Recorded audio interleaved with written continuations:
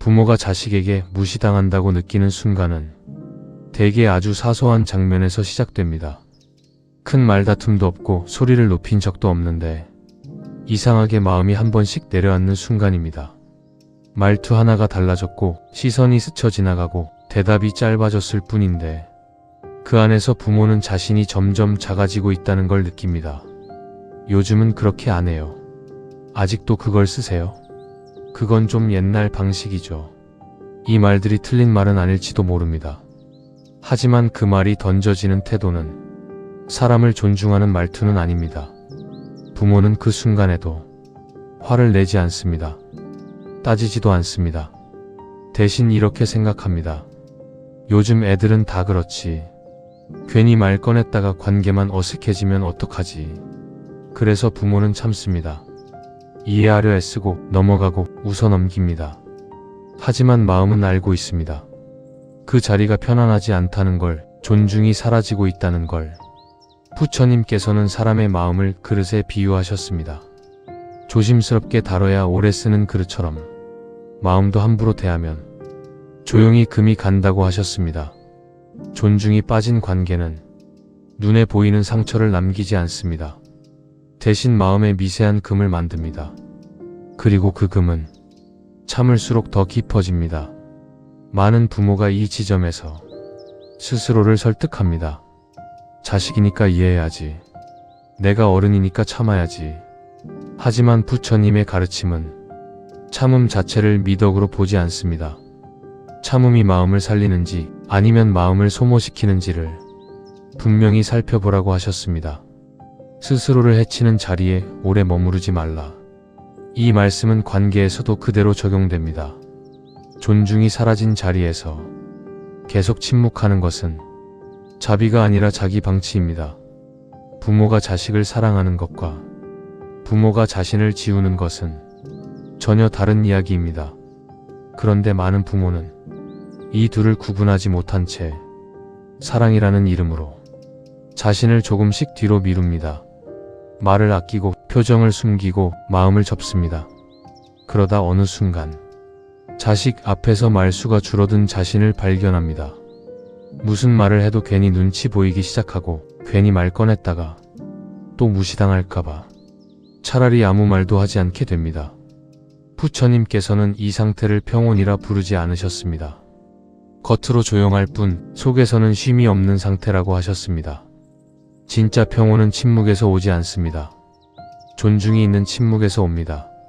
자식이 부모를 대하는 태도가 점점 가벼워질 때 그건 자식이 나빠서만은 아닐 수 있습니다.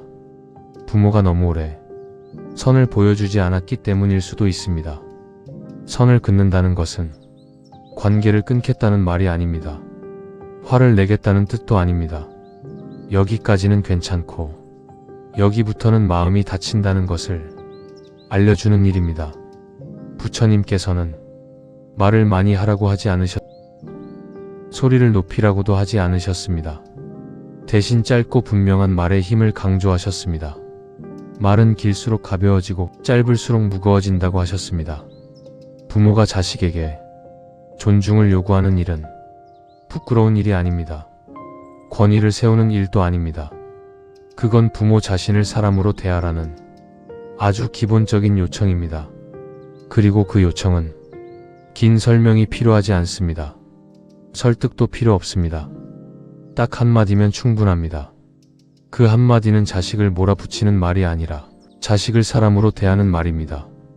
부처님의 가르침에서 진짜 자비는 상대를 무너뜨리지 않으면서 나를 지키는 선택입니다.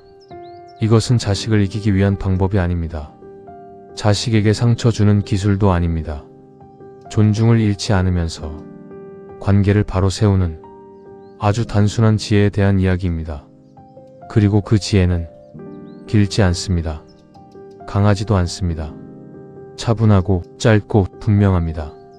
사람을 바꾸는 말은 되게 크고 강한 말이 아닙니다. 오히려 가장 조용한 말이 사람의 마음을 오래 붙잡습니다. 부모가 자식에게 무시당할 때 가장 많이 하는 실수는 말을 너무 많이 하는 것입니다. 억울함이 쌓여 있던 만큼 설명이 길어지고 과거가 나오고 감정이 먼저 앞섭니다. 내가 너 키우느라 얼마나 고생했는데 요즘 애들은 왜 이렇게 버릇이 없니?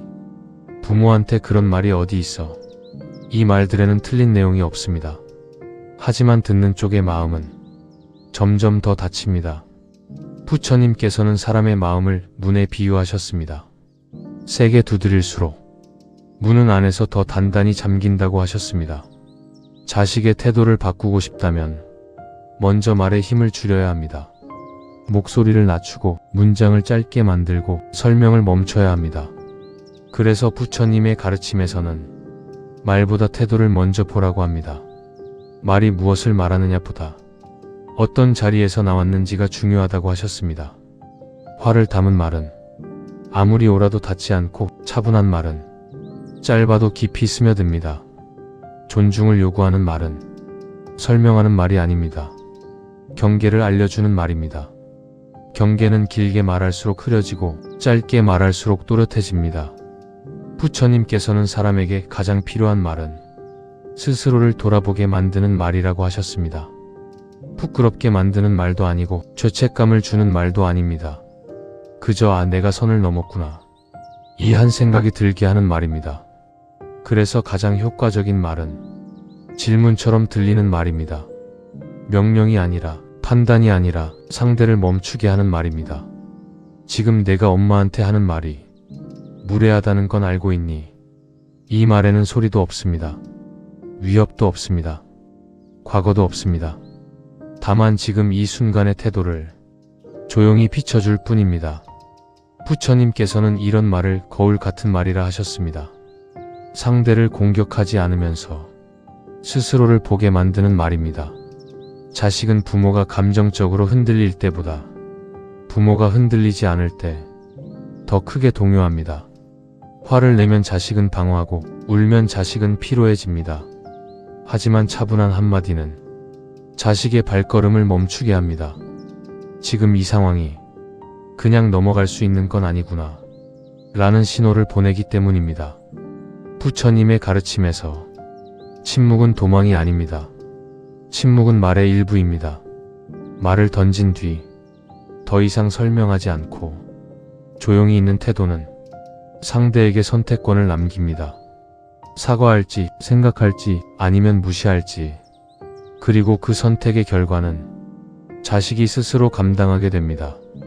부모가 해야 할 일은 자식을 통제하는 것이 아니라 기준을 보여주는 것입니다. 기준은 크게 외친다고 세워지지 않습니다. 일관되게 반복될 때 자연스럽게 자리 잡습니다. 부처님께서는 습관을 물과 같다고 하셨습니다. 처음에는 흩어지지만 같은 자리를 계속 흐르면 길이 만들어진다고 하셨습니다. 자식의 태도도 그렇습니다. 한 번의 말로 모든 것이 바뀌지는 않습니다. 하지만 같은 말, 같은 태도가 반복되면 자식은 서서히 배웁니다. 이 선은 넘으면 안 되는구나. 엄마는 화를 내지 않지만 가볍게 넘기지도 않는구나. 그때부터 자식의 말투가 달라지고 시선이 달라지고 부모를 대하는 자세가 달라집니다. 이 변화는 부모가 강해져서가 아닙니다. 부모가 단단해졌기 때문입니다. 부처님께서는 단단함을 이렇게 설명하셨습니다. 부서지지 않기 위해 더 세게 맞서는 것이 아니라 자리를 지키는 힘이라고 하셨습니다. 존중은 요구하는 것이 아니라 보여주는 것입니다. 그리고 그 보여줌은 말보다 태도에서 시작됩니다. 기억해야 할 것은 딱 하나입니다. 자식의 태도를 바꾸는 말은 길 필요가 없다는 것. 짧고 차분하고 지금의 태도를 정확히 짚는 말. 그 말 뒤에 이어지는 침묵이 관계를 바꾸는 가장 강한 힘이 됩니다. 말을 꺼내야 하는 순간은 언제나 갑작스럽게 옵니다. 마음의 준비가 끝났을 때가 아니라 가장 흔들릴 때 찾아옵니다. 자식의 말 한마디, 표정 하나, 무심한 태도 하나가 부모의 가슴을 찌릅니다. 그 순간 부모의 마음은 둘로 갈라집니다. 이번에도 그냥 넘길까? 아니면 말해야 할까? 말을 하면 관계가 어색해질까 두렵고 말하지 않으면 내 마음이 더 무너집니다. 부처님께서는 이 지점을 마음의 갈림길이라 하셨습니다. 습관으로 돌아갈지 지혜로 머무를지 결정해야 하는 자리입니다. 대부분의 부모는 이 갈림길에서 오래된 습관을 선택합니다. 참아왔던 대로 참거나 참지 못하고 쏟아냅니다. 하지만 지혜는 이 둘 다가 아닙니다. 지혜는 말해야 할 것을 말하되 감정을 얹지 않는 것입니다. 그리고 말하지 말아야 할 것은 과감히 내려놓는 것입니다. 부처님께서는 말에도 무게가 있다고 하셨습니다. 감정이 실린 말은 상대를 누르고 비워낸 말은 상대를 서게 합니다. 자식이 무례한 말을 했을 때 부모의 마음은 먼저 요동칩니다. 억울함이 올라오고 서운함이 치밀고 내가 왜 이런 대접을 받아야 하지? 라는 생각이 스칩니다. 이때 마음은 말하고 싶어집니다. 하지만 지혜는 잠깐 멈추라고 말합니다. 부처님께서는 멈춤은 패배가 아니라 방향을 바로잡는 시간이다라고 하셨습니다. 말을 꺼내기 전 한 번 숨을 고릅니다. 상대를 바꾸려는 말인지 나를 지키려는 말인지 스스로에게 묻습니다. 상대를 바꾸려는 말은 설명이 길어지고 나를 지키려는 말은 짧아집니다.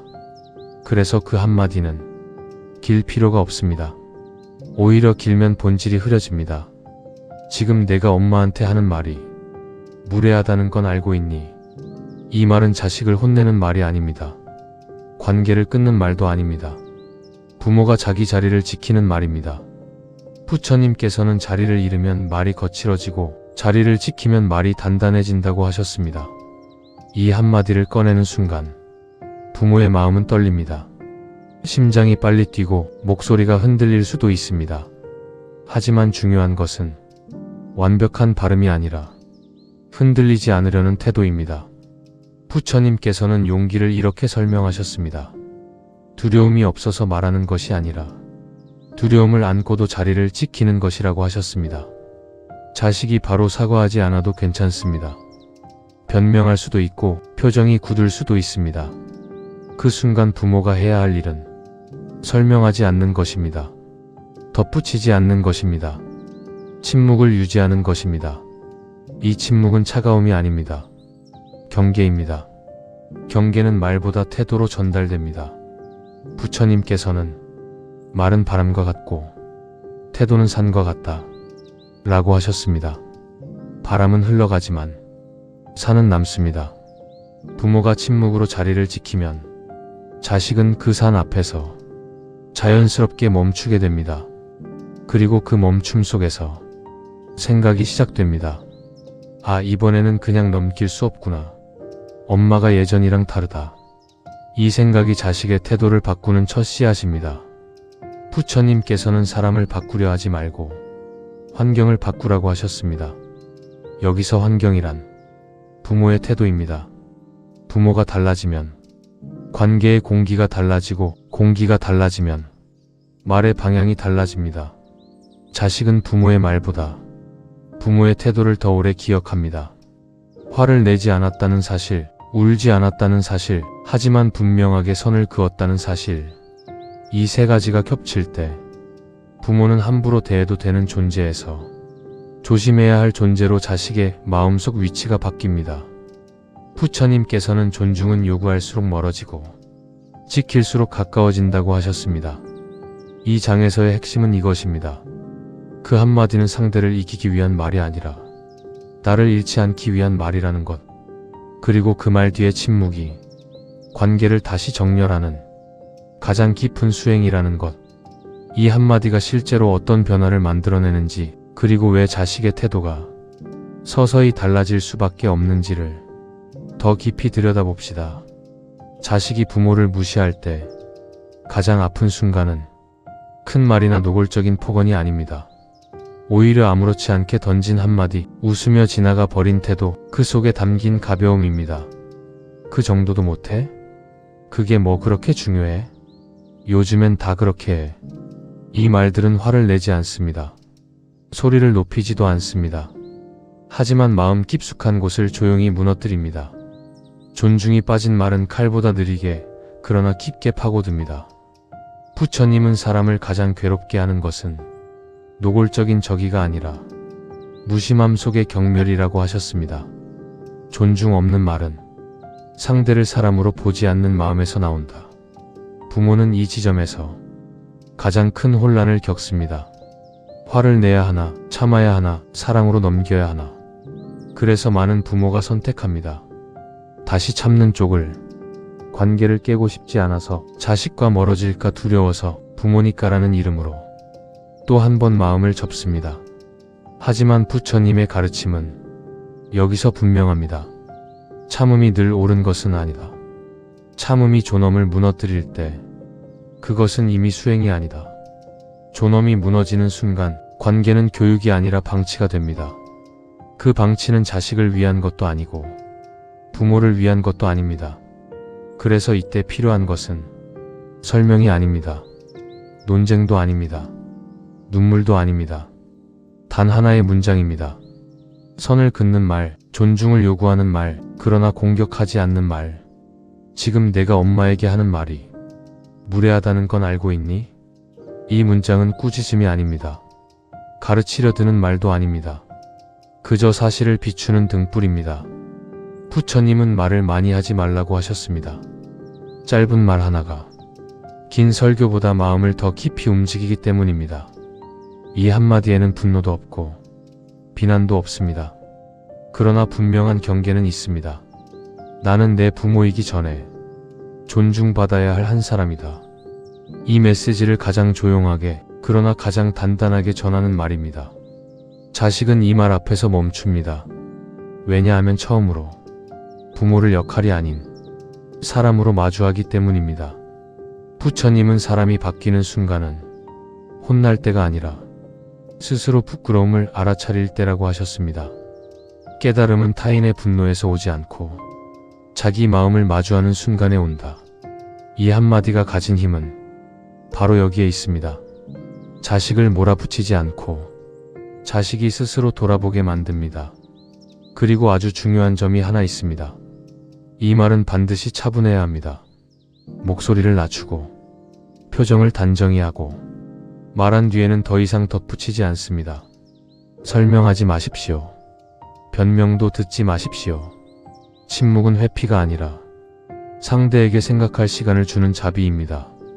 부처님은 침묵을 가장 깊은 가르침이라 하셨습니다. 말이 멈춘 자리에 마음이 스스로 말하기 시작한다.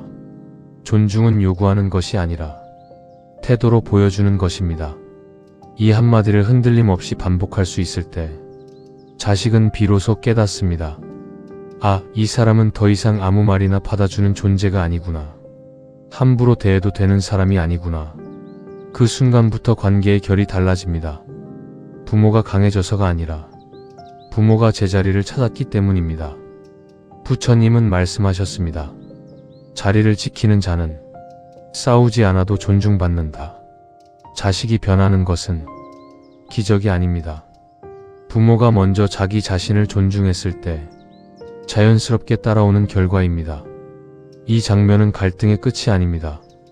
비로소 관계가 바로 서기 시작하는 가장 조용한 시작입니다. 선을 한번 그었다고 모든 것이 바로 달라지지는 않습니다. 관계는 습관으로 만들어졌고 습관은 한 번의 말로 완전히 바뀌지 않기 때문입니다. 자식은 다시 예전처럼 말할 수도 있습니다. 무심하게 평가하고 가볍게 넘기고 부모의 마음을 생각하지 않은 말을 또 던질 수도 있습니다. 그때 많은 부모가 흔들립니다. 말했는데도 소용이 없네. 괜히 분위기만 어색해졌나. 차라리 다시 참을까. 하지만 부처님은 이 순간을 가장 중요한 고비라 보셨습니다. 한 번의 깨어남보다 깨어있으려는 태도가 더 어렵다. 경계는 한 번 긋는 선이 아닙니다. 지속해서 지키는 자리입니다. 오늘 지킨 선을 내일도 지킬 수 있을 때 그 선은 비로소 힘을 가집니다. 그래서 자식이 다시 무례한 말을 할 때도 방법은 바뀌지 않습니다. 목소리를 높이지 않고 과거를 들추지 않고 감정을 실어 말하지 않습니다. 다시 그 한마디입니다. 지금 내가 엄마에게 하는 말이 무례하다는 건 알고 있니? 말은 같아도 의미는 더 깊어집니다. 왜냐하면 이번에는 부모의 태도가 흔들리지 않기 때문입니다. 부처님은 사람이 태도를 바꾸는 이유는 상대의 힘이 아니라 일관성이라고 하셨습니다. 물은 부드럽지만 계속 흐르면 바위를 깎는다. 자식은 속으로 계산합니다. 오늘만 그런 게 아니네. 엄마가 진짜 기준을 세웠구나. 이건 기분 문제가 아니구나. 이때부터 변화는 겉이 아니라 속에서 시작됩니다. 바로 말투가 달라지지 않을 수도 있습니다. 하지만 선을 넘기 전 잠깐 멈추는 순간이 생깁니다. 그 멈춤이 존중의 씨앗입니다. 부모는 이 순간을 조급해하지 않아야 합니다. 바로 달라지지 않는다고 실패라 생각하지 말아야 합니다. 부처님은 인연의 변화에는 시간이 필요하다고 하셨습니다. 뿌리가 움직이기 전에는 잎이 먼저 흔들린다. 자식의 태도가 잠시 더 거칠어질 수도 있습니다. 왜냐하면 기존의 방식이 통하지 않기 시작했기 때문입니다. 이때 부모가 다시 화를 내거나 다시 울거나 다시 설명하기 시작하면 선은 흐려집니다. 그래서 가장 중요한 수행은 말이 아니라 침묵입니다. 한마디 후의 침묵, 그 침묵을 견디는 힘입니다. 침묵은 약함이 아닙니다. 침묵은 자기 감정을 스스로 다스릴 수 있다는 가장 단단한 증거입니다. 부처님은 침묵을 이렇게 표현하셨습니다. 침묵은 마음을 휘두르지 않겠다는 서원이다. 부모가 이 서원을 지킬 때 자식은 비로소 부모를 새로운 눈으로 보기 시작합니다. 예전처럼 감정으로 반응하는 사람이 아니라 기준을 가진 사람, 존엄을 지키는 사람으로 말입니다. 존중은 요구에서 얻어지지 않습니다. 존중은 무너지지 않는 태도 앞에서 자연스럽게 생깁니다. 이때 관계는 권력 싸움이 아닙니다. 누가 이기느냐의 문제가 아니라 어떻게 함께 서느냐의 문제로 바뀝니다. 부처님은 가족 관계를 서로의 수행을 돕는 인연이라 하셨습니다. 가장 가까운 인연일수록 가장 먼저 깨어 있어야 한다. 부모가 깨어 있을 때 자식도 서서히 깨어납니다. 말은 느려지고 태도는 낮아지고 존중은 조금씩 자리 잡습니다. 이 변화는 소리 없이 옵니다. 어느 날 갑자기 사과 한마디로, 조심스러운 눈빛으로, 말끝을 고르는 침묵으로 나타납니다. 그때 부모는 알게 됩니다. 아, 내가 싸운 게 아니라 지켜냈구나. 그리고 이 지점에서 마지막으로 남는 질문 하나가 부모의 마음에 떠오릅니다. 이 관계에서 나는 지금도 나 자신을 잃지 않고 있는가?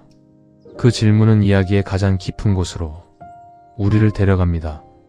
사람은 누구나 가장 가까운 관계 앞에서 자기 자신을 가장 쉽게 잃습니다. 부모라는 이름은 사랑이지만 동시에 스스로를 지우는 이유가 되기도 합니다. 자식 앞에서는 참는 게 당연한 것 같고 이해하는 게 미덕인 것 같고 조금 불편해도 부모니까 감수해야 한다고 스스로를 설득해 왔습니다.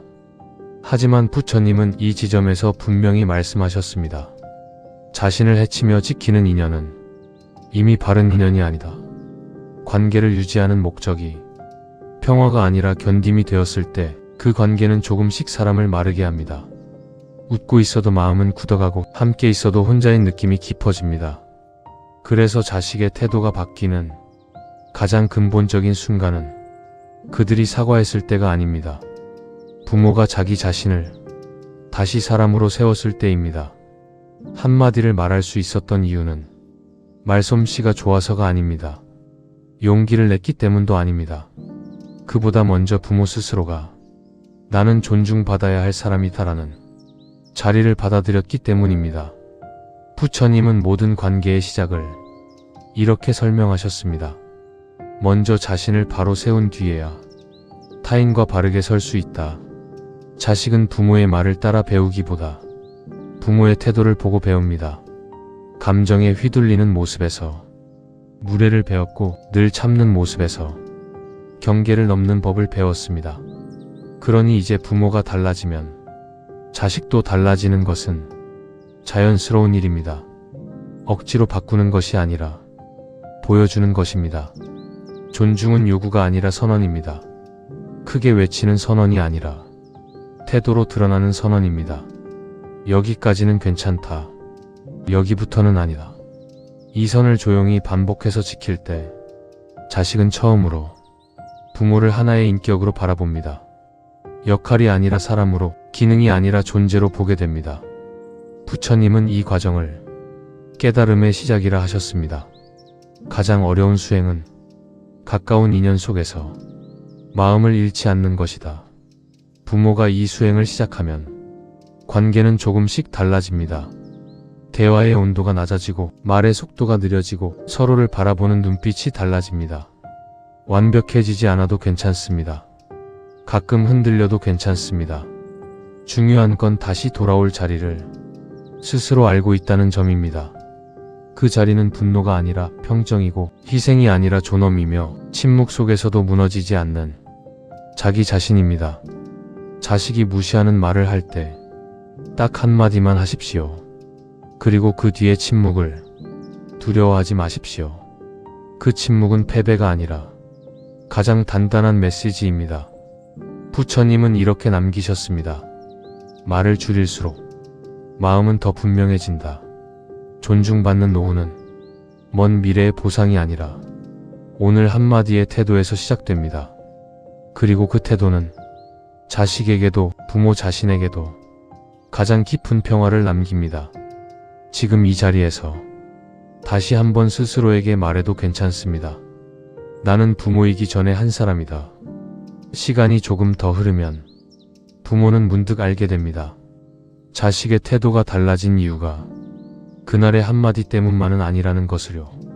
그 한마디는 시작이었을 뿐 진짜 변화는 그 이후의 매일에서 만들어졌다는 것을 조용히 깨닫게 됩니다. 말을 줄이고 기다리고 필요할 때만 짧게 말하는 태도, 억울함을 증명하려 하지 않고 사랑을 흥정하지 않는 자세, 그 모든 것이 쌓여 부모의 삶 자체가 조금씩 단단해졌습니다. 부처님은 삶을 바꾸는 힘에 대해 이렇게 말씀하셨습니다. 하루에 마음이 쌓여 한 사람의 인생이 된다. 자식은 부모가 달라진 순간을 정확히 기억하지 못할지도 모릅니다.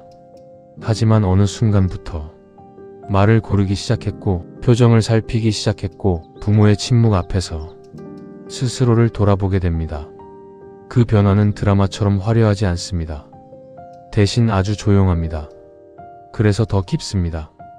부모가 더 이상 사과를 기다리지 않게 되었을 때, 감사를 구하지 않게 되었을 때, 사랑을 증명하려 애쓰지 않게 되었을 때, 자식은 처음으로 부모의 존재를 있는 그대로 마주하게 됩니다.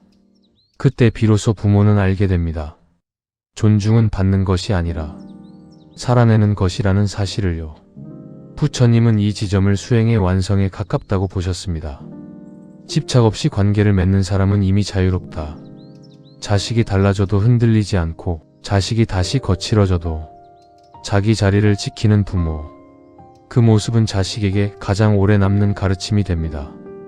말로 가르치지 않아도 설명하지 않아도 그 삶 자체가 하나의 법문이 됩니다. 혹시 지금도 자식의 말 한마디에 마음이 내려앉는 날이 있다면 그건 실패가 아닙니다. 그저 아직 길 위에 있다는 증거입니다. 수행은 넘어지지 않는 것이 아니라 다시 돌아오는 것입니다. 그리고 돌아올 자리가 있다는 것만으로도 사람은 충분히 강해집니다. 오늘도 조용히 숨을 고르고 스스로를 세워보십시오. 그 한마디를 말할 수 있었던 당신은 이미 예전의 당신이 아닙니다. 부모이기 전의 사람으로, 사람이기에 존중받아야 할 존재로 그 자리에 서 있는 것. 그것이 이야기의 가장 깊은 결말입니다.